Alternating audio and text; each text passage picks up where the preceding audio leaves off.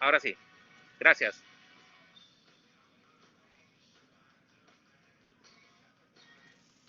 Perfecto, ahora sí.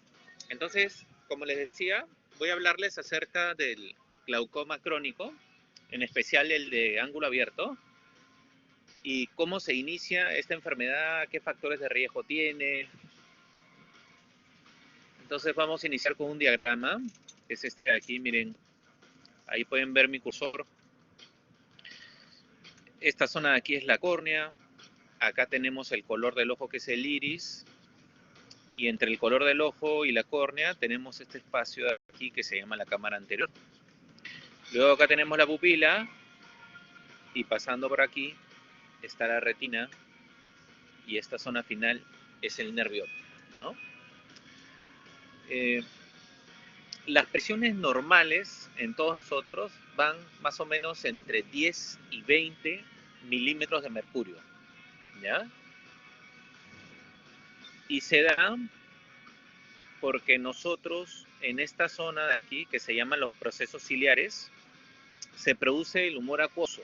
Este humor acuoso más o menos se da por 2.4 microlitros eh, en todo el día, ¿no? Y este humor acuoso lo que hace es, se produce en estos procesos ciliares,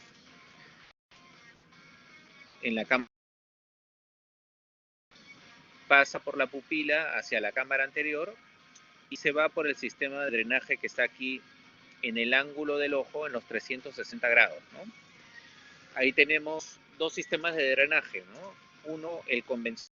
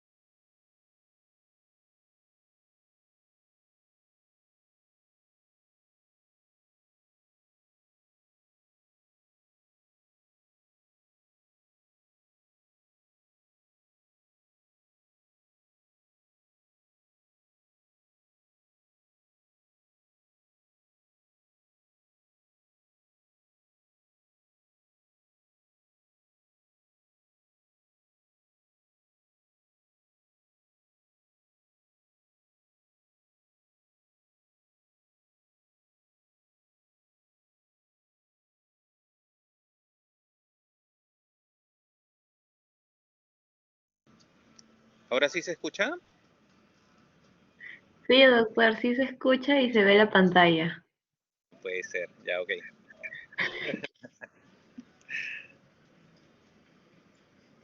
A ver, ¿ahora sí se ve? Me, me avisan, por favor, ¿ya? ¿Me escuchan? Sí, doctor, sí, Ah, le ya, avisamos cualquier ya cosa. tengo miedo, ya. Ya, mire, entonces les voy a hablar acerca del glaucoma crónico, ¿no? Y los factores de riesgo que existen para que esta enfermedad se produzca, ¿ya? Miren, acá está el ojito, tenemos esta zona que es la córnea, acá está el color del ojo que es el iris, y entre el iris y la córnea nosotros tenemos una zona virtual que es la cámara anterior, ¿no? Acá tenemos la pupila y esta parte de aquí posterior es la cámara posterior, ¿no? Tenemos acá la retina y el nervio óptico, ¿no? Entonces, ¿qué ocurre con esta enfermedad? Buenas. Entonces, nosotros en esta zona que se llaman los procesos ciliares, se produce el humor acuoso las 24 horas del día. Se produce en la cámara posterior y este humor acuoso viaja por la pupila y se va hacia el ángulo donde está el sistema de drenaje.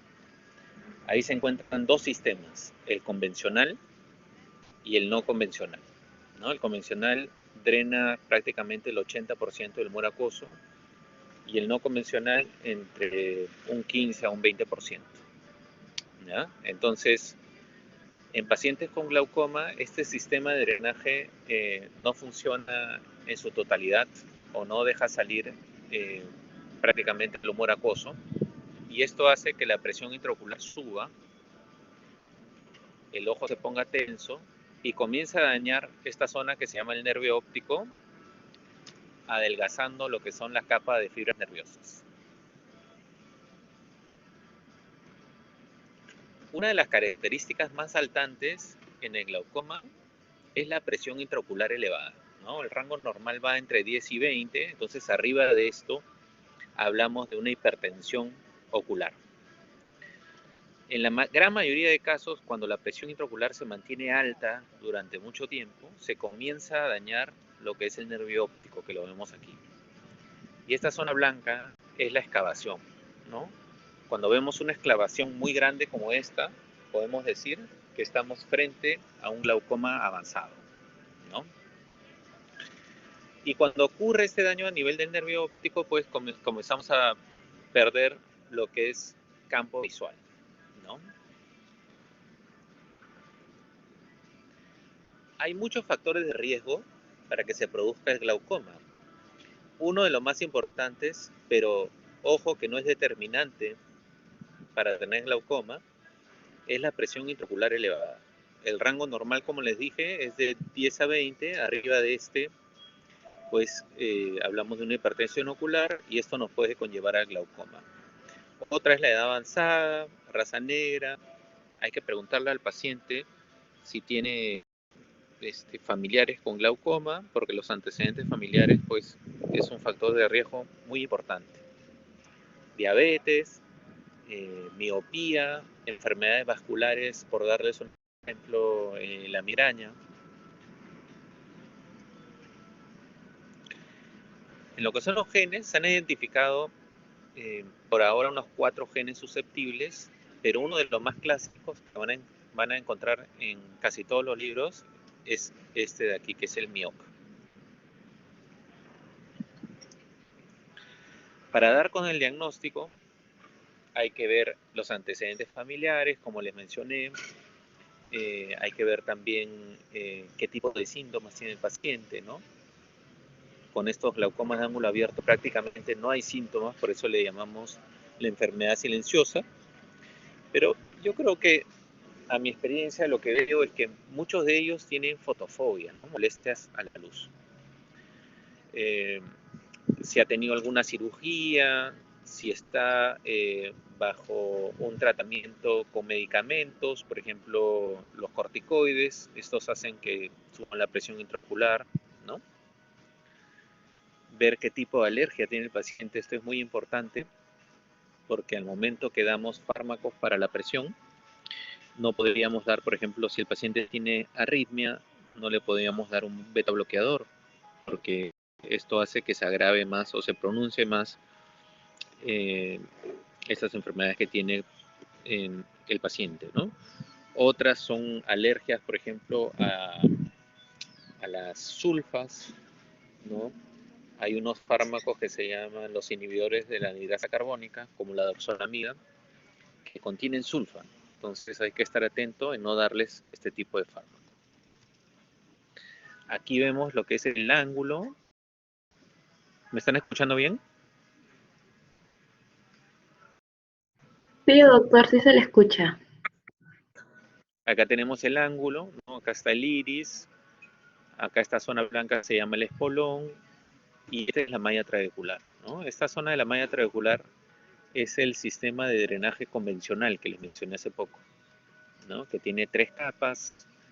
eh, una zona de del mayor resistencia es la última capa de la malla trabecular, que es la yuxtacanalicular, ¿no?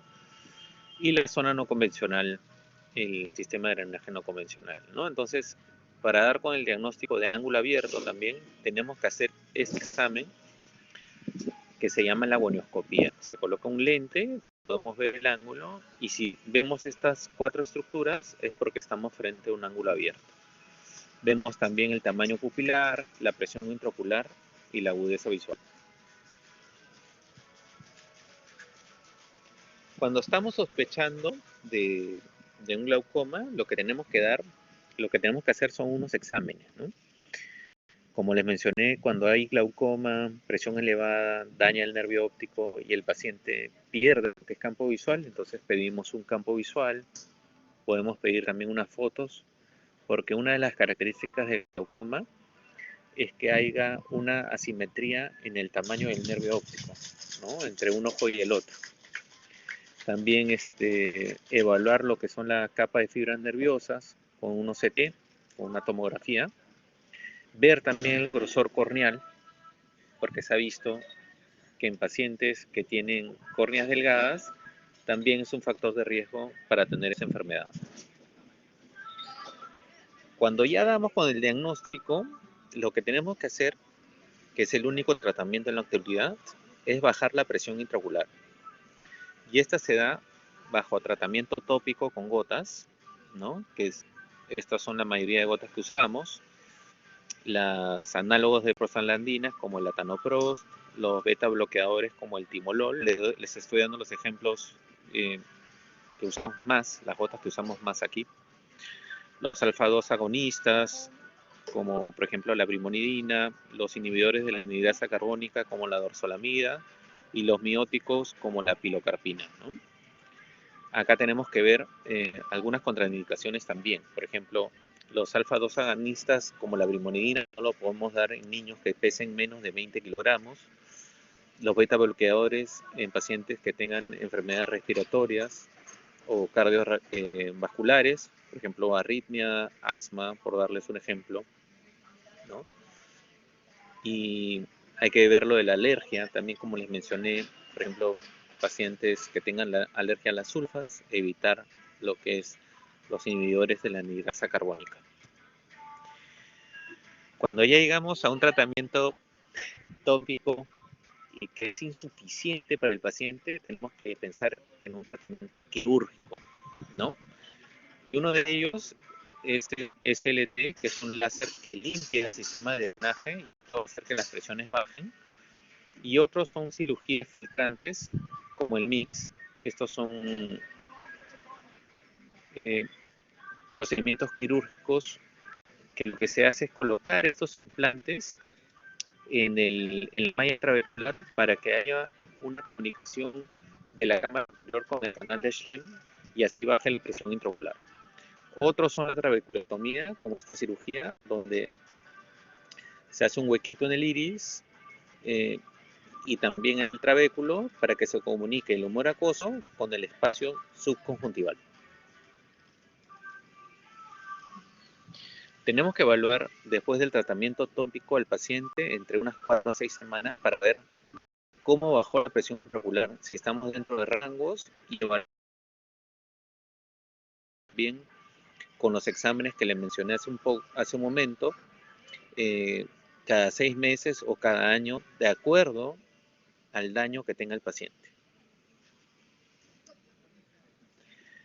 Y eso es para darle un ejemplo del nervio óptico y la excavación que tiene en este momento este paciente, ¿no?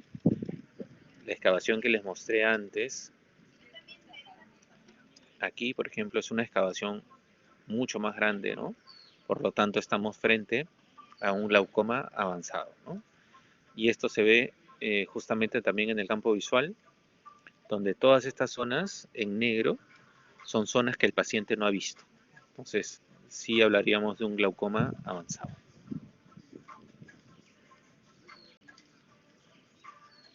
¿Tienen alguna pregunta?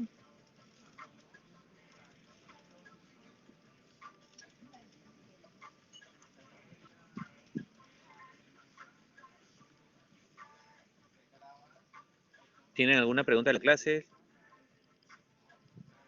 ¿Todo bien? Todo bien, doctor. Excelente, qué bueno. Bueno, disculpen por la conexión al principio, pero felizmente se pudo realizar toda la clase.